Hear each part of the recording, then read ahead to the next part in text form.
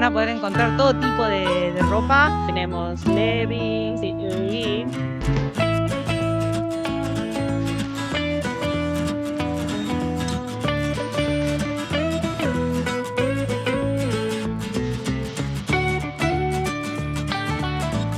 Ens portem una hora i ja estic veient gent entrar i sortir sense parar. está siendo muy divertida, la verdad.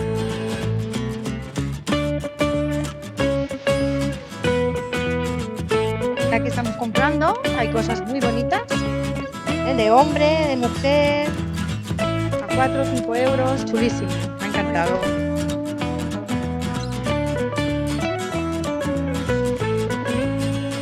Tenemos triquini, frankfurt, hamburguesa, tenemos de todo por acá.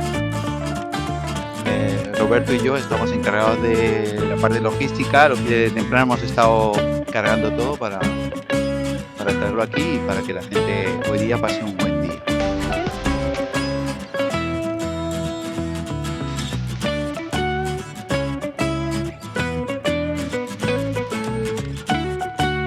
Estoy entendiendo de dónde viene nuestra ropa. Intentamos a comprar nuestra ropa desde nuestro continente donde estamos viviendo, que da menos impacto.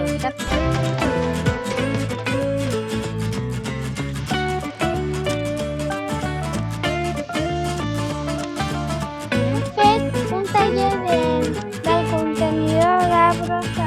M'he passat superbé.